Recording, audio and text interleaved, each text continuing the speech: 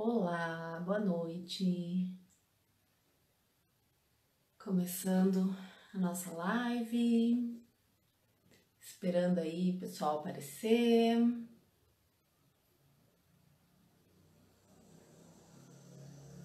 Oi!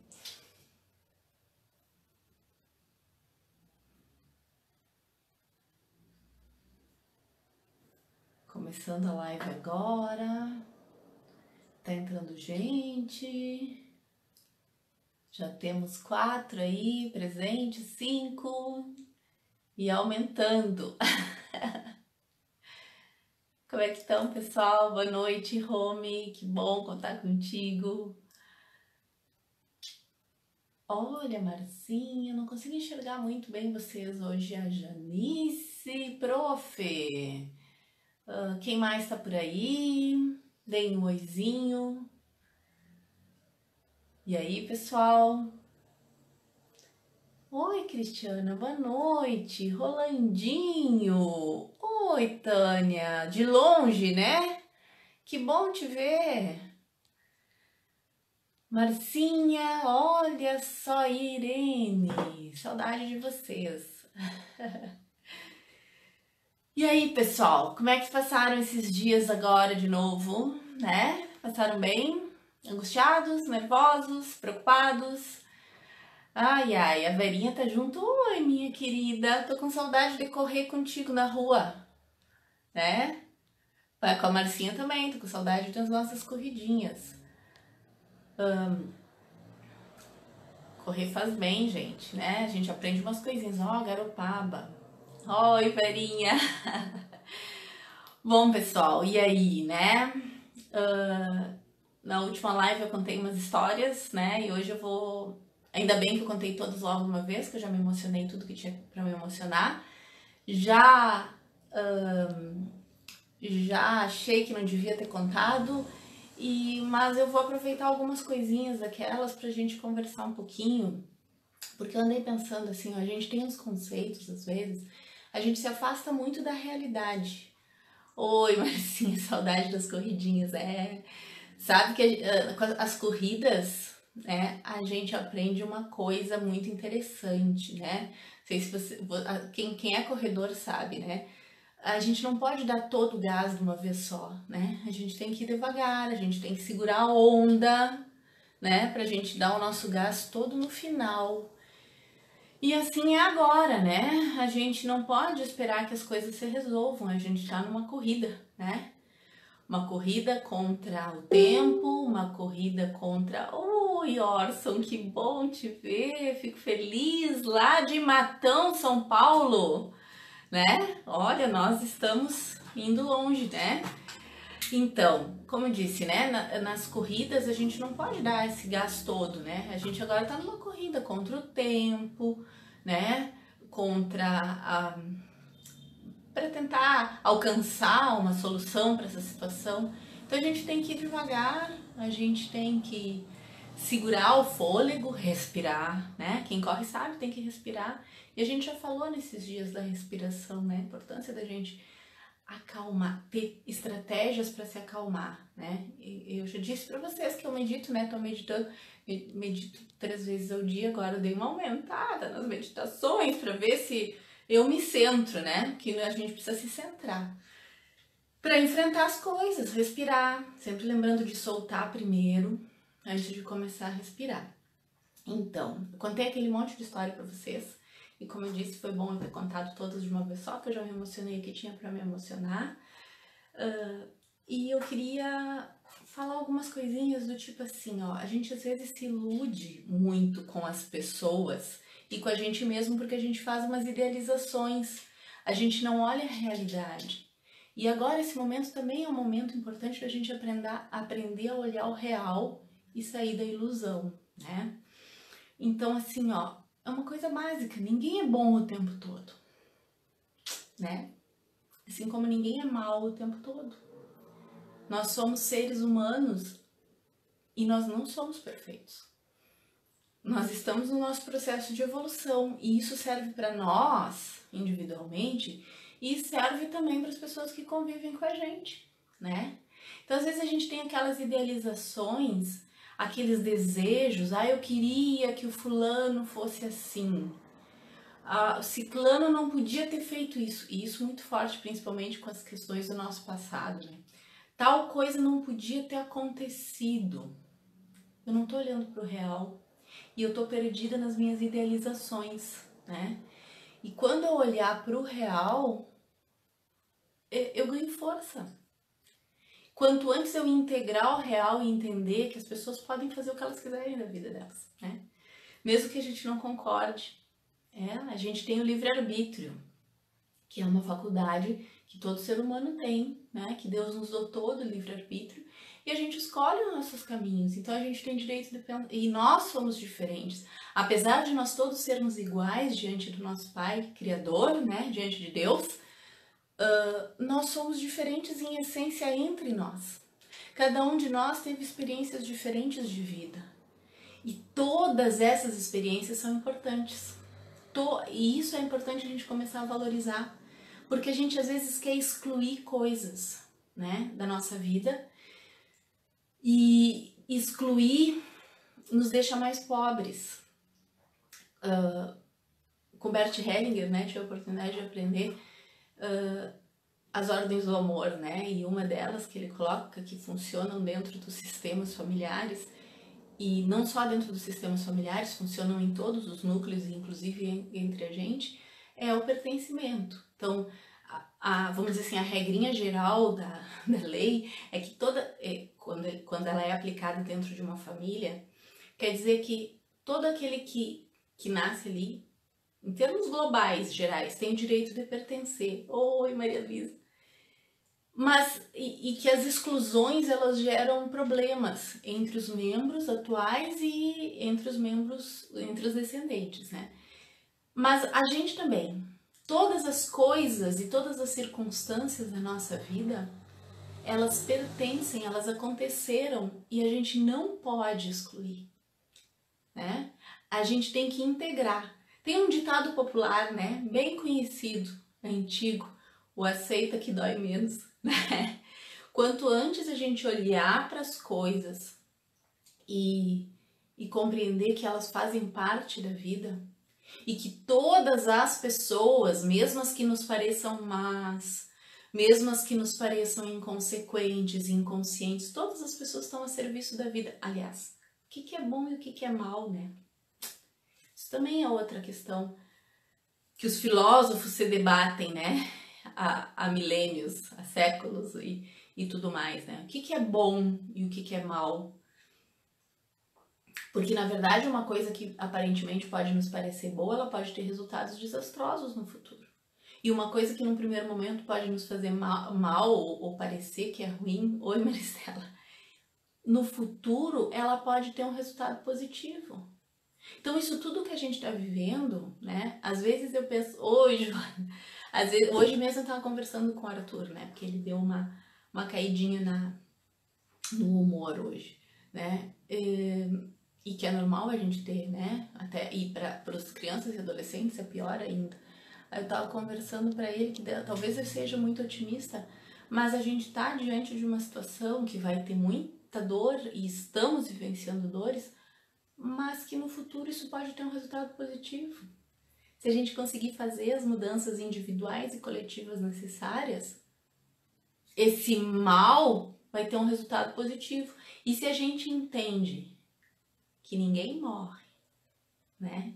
Que a morte também é mais uma ilusão, e isso independente da religião que tu tenha, né? Porque como eu sei que não são só espíritas que estão assistindo, e mais uma vez eu me sinto muito honrada com a participação dos meus amigos evangélicos, com a participação dos meus amigos católicos, com a participação dos meus amigos budistas, umbandistas, com a participação... Olha, gente, isso aqui é plural, é uma coisa maravilhosa, né? Com a participação dos meus amigos que não têm denominação religiosa nenhuma, né? Então, como a gente está tendo essa oportunidade de conversar, fazer um diálogo assim amplo, né? E todas essas a maioria das pessoas crê que nós somos além do corpo físico e que a gente sobrevive de alguma forma depois que o corpo morre, né? Então, nada se perde, né? Tudo se transforma. Isso é uma lei física, né? Lavoisier? Pode ser? Acho que é, me corrijam se eu tô falando bobagem aí, né? Então, a gente compreende que todos estão a serviço da vida, da evolução do nosso planeta e da evolução do ser humano como um todo. Nós já evoluímos muito, como a gente já conversou materialmente, né? Quando eu contei a história do meu tio ali, que eu falei que ele procurava as prostitutas, né? E as minhas tias e a mãe, né? Elas brigavam com ele, porque ele era um adolescentão, né? Ele tinha dificuldade intelectual, ele tinha um atraso cognitivo importante. E aí, ó, oi minha amiga Elis, oi querida, tudo serve para o nosso crescimento e amadurecimento, é isso aí. Então quando ele procurava as prostitutas e elas ficavam bravas com ele, né, que ele gastava o dinheiro dele desse jeito e tal, e eu era pequena e eu ouvia os comentários e a brabeza, né, delas. E aí eu, na minha ingenuidade, eu pensava assim, que isso era bom porque ele voltava tão feliz. Então, mal ou bem, elas estavam a serviço. Ó, o que Eliana diz? Necessariamente não precisamos sofrer. A dor sim não tem como escapar, mas acredito que a evolução vai por esse caminho. Morrer o velho e nascer o novo. Perfeito, Eliana. Nós estamos num momento de transformação do ser humano velho para o surgimento de um ser humano novo, né? E a gente está vivendo, vamos dizer assim, aqueles momentos de angústia em que nós somos convidados a nos revisitar. Revisitar os nossos conceitos, revisitar as nossas crenças, revisitar as nossas histórias pessoais, ver o quanto de ilusão, de preconceitos, de crenças equivocadas que a gente teve, né? O quanto a gente excluiu pessoas do nosso coração e das nossas vidas por coisas que não têm importância, por supérfluos, né? Então, meus amigos, né, é um momento grave que a humanidade está vivendo, né, de abalar estruturas. Quando a gente percebe que tem países aí que viviam em guerra e que agora deram um tempo, precisou uma coisa assim para a gente parar de brigar, né? O que precisa mais acontecer para a gente compreender que é o momento de ser colaborativo, né? O que precisa mais para a gente compreender que as nossas ações geram efeitos, consequências para outras pessoas como nós, para o planeta, né? Ó, a Fernanda, sofrimento opcional, tá sendo bom me conhecer mais, o sofrimento ele faz parte também, né? A gente tem um grande problema que a gente quer excluir tudo, né? Excluir a dor. Quando dói, a gente assume que tá doendo e sente, sabe? Porque a gente fica excluindo e tentando fazer de conta que tá tudo bem, e aí aquela dor se perpetua por anos, porque eu não olho para ela. Ó, a Karina, eu neste momento estou aprendendo a ter paciência. Eu te conheço, minha amiga. Te conheço e sei. Eu achava que eu tinha paciência, né? Até o dia que eu me descobri mãe. A gente descobre que é um outro nível de paciência que precisa ter. A maternidade nos dá essas oportunidades de crescimento também, né? Outra coisa que daqueles papos que a gente teve, daquelas histórias que eu contei, né? Essa nossa necessidade de mudar as opiniões dos outros, de convencer o outro da minha opinião. Não dá. Lembra que eu contei pra vocês daquele meu tio que morreu achando que o homem não foi pra lua? Morreu assim. E não adiantava dizer. E que ele achava que o Flit, né, o inseticida, curava ferida e alergia, vivia passando inseticida no pele, no braço. E a gente podia dizer o que quisesse. Ele sabia que era bom. E daí, sabe, eu vou gastar minha energia com coisas que a pessoa só muda de opinião se ela quiser. se ela estiver aberta ao novo. Ó, Cristina, adoro tua participação. Mas o que é sofrer? Precisa sofrer? Não podemos buscar serenidade na dor pensando alto. Ótimo pensamento. O sofrimento, gente, ele depende muito da forma como a gente encara ele, né? Porque o que acontece? Às vezes, aquela coisa que parece horrível para uma pessoa nem é tanto assim para quem está enfrentando a situação, sabe? Depende da nossa maturidade, do nosso entendimento. A pessoa, às vezes, que está vivenciando uma dor, ela não...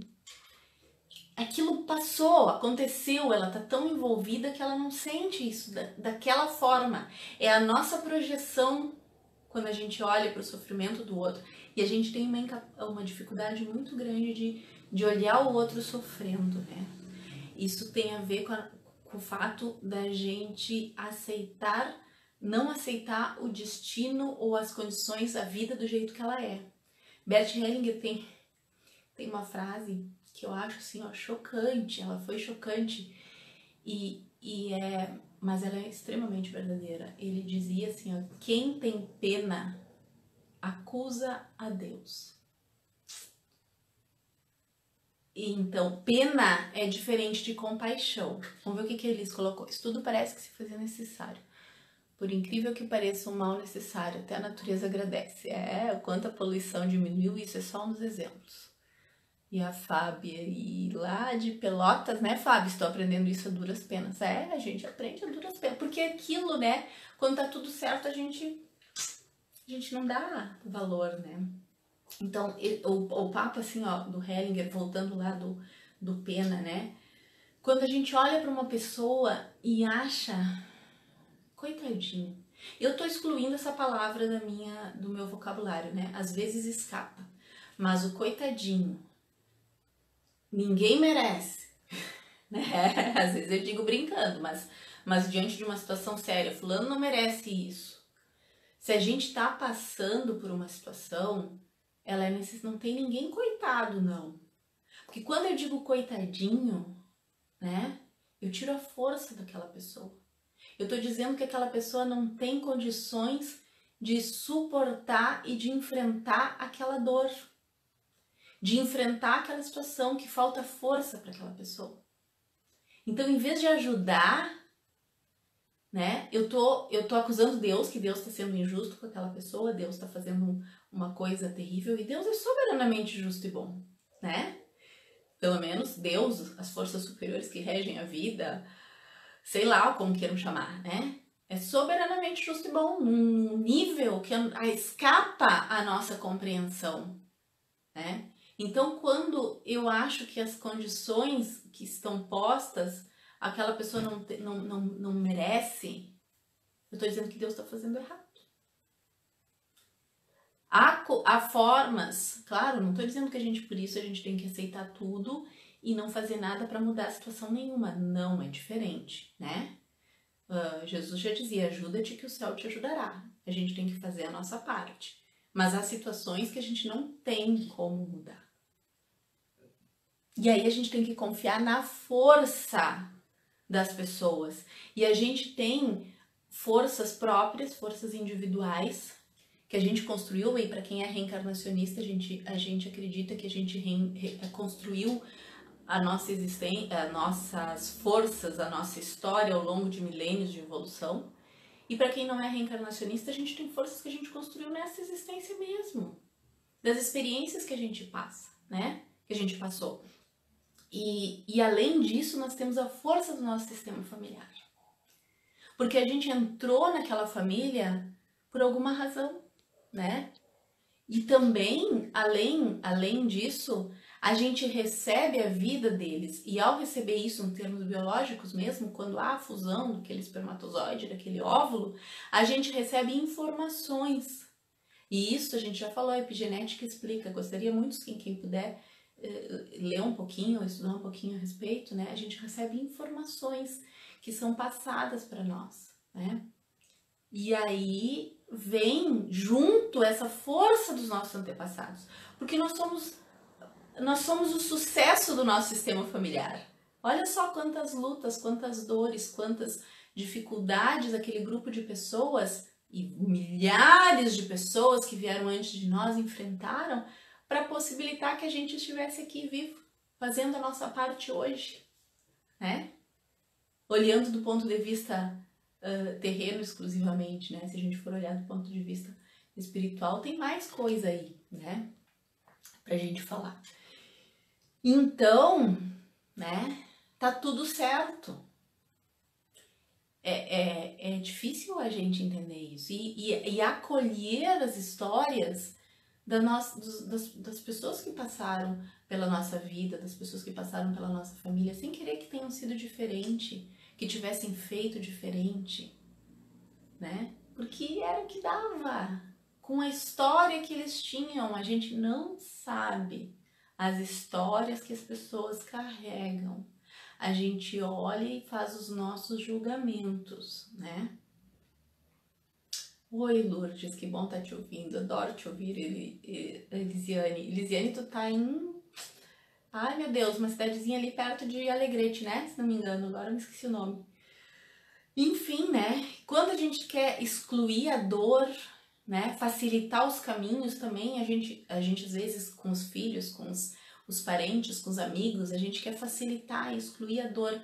A gente não permite que as pessoas entrem em contato com a real, com a realidade. E ao não entrarmos em contato com a realidade e viver as coisas que tem para ser vividas, a gente enfraquece. A verdade é essa. Quando a gente não tem experiência de vida e quando a gente não vivencia, não enxerga as coisas, quando o mundo é muito cor-de-rosa, né? E às vezes os seus pais e as mães criam um mundo muito cor-de-rosa para os seus filhos e afastam eles da realidade. Quando o mundo é muito cor-de-rosa, a pessoa não tem imunidade emocional. Por isso que a gente vê esse tanto de adolescente se matando, deprimido, né? Olha, Karina, acredito que somos a soma de muitos, tanto de antepassados como de vidas anteriores. Exatamente, Karina. Exatamente. Também acredito nisso. Mas, evidentemente que quem não é reencarnacionista está nos ouvindo, fica só com a parte dos antepassados, né? Porque a gente tem que respeitar o que as pessoas acreditam, né? A gente tem um desrespeito enorme, a gente quer mudar a forma que os outros pensam e fazer com que eles sejam iguais a nós, acreditem no que eu acredito, e se não acreditarem no que eu acredito, não me serve. Cada um tá fazendo a sua parte, do jeito que dá, do jeito que pode, né? E na vida, a gente não pode ter ilusões. Pessoas boas morrem, né? Casamentos acabam, pessoas se desentendem, né? As pessoas têm fracassos.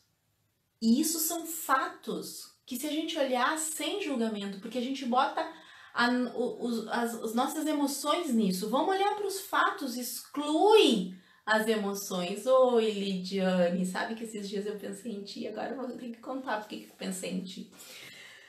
Assim como eu falei essas coisas que acontecem, ao mesmo tempo, pessoas nascem, relações começam, pessoas se reconciliam. Tem muita gente que comemora conquistas e isso faz parte da vida. O bom, o ruim, supostamente, são fatos. A gente olha, integra, acolhe do jeito que é, do jeito que foi, e a gente para de se sentir vítima. Por que quando acontece uma coisa ruim eu não mereço? É uma experiência de vida que vai servir para o meu crescimento, né? Coisas ruins, supostamente ruins, acontecem e no final podem ter um resultado extremamente positivo, né? Essas experiências todas que eu contei para vocês e que alguns acharam de repente que eu tava, e eu realmente no final da live pensei, putz, falei demais, né? E eu me emocionei, não é porque doa ou porque eu acho que não devia ter acontecido, né? É porque a gente tem que ter sensibilidade e reconhecer o amor. O amor existe, né? E a gente precisa integrar as pessoas, né? Hoje eu li e até compartilhei com vocês aí um texto do Carpinejar fantástico, que é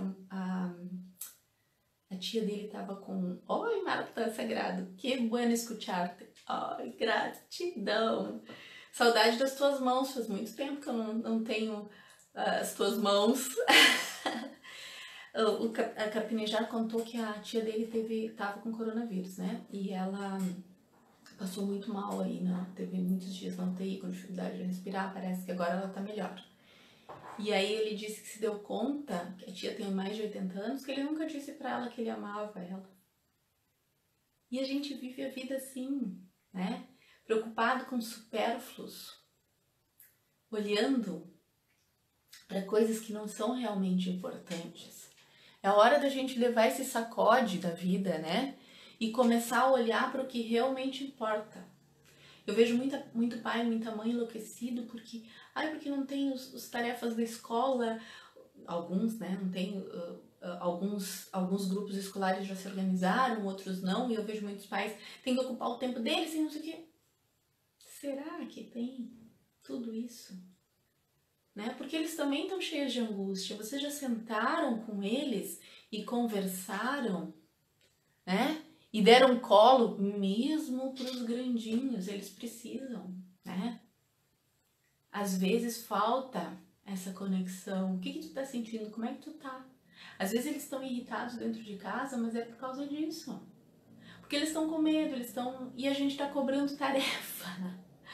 Olha que desconexão, né? Que desconexão da realidade. Esses dias, essa semana, eu ganhei um carinho tão lindo do meu menino, do Arthur, que eu fiquei emocionada também, né? E ele também tá enfrentando uma barra, porque tem 13 e tá, né? E aí eu tava fazendo um curso online, né? Saí tarde. E aqui em casa a gente tem o hábito de meditar todos, né? Então os guris, a gente medita com eles antes de dormir, né? Estamos ensinando eles a meditar. E aí, como eu tava no curso, a gente medita e faz uma oração juntos e a gente bota uma aguinha e todo mundo bebe água, né? E aí, o que aconteceu? Como eu tava no curso online, passou a hora, né? Muito, e eu não pude sair para meditação. E eles foram dormir sem a minha participação. Eles fizeram tudo isso e eu não tava junto.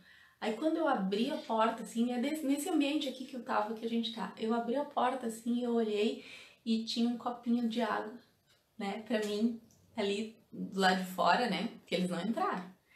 E aí tava um bilhetinho do Arthur, ó, que eu vou ler pra vocês aqui, para a mãezinha querida, né.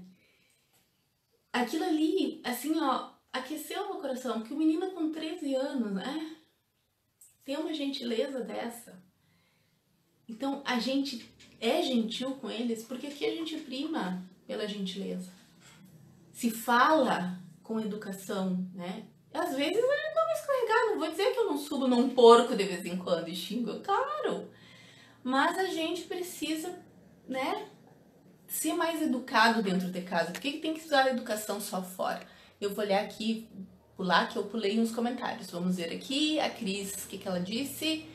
Deus é misericordioso sempre, pois em todas as situações nos proporciona um aprendizado. Precisamos ser sensíveis ao nosso entorno e perceber as lições. Abrir o coração e ser mais suave. Para aí que eu não tô conseguindo ler o resto. Qual é então o chamado do momento? Fica a questão. Pensem, gente, reflitam. E quem tiver a oportunidade de convívio com outras pessoas, conversem sobre isso. Por que a gente precisa só conversar sobre assuntos banais, fúteis? Sobre cabelo, sobre programa de TV?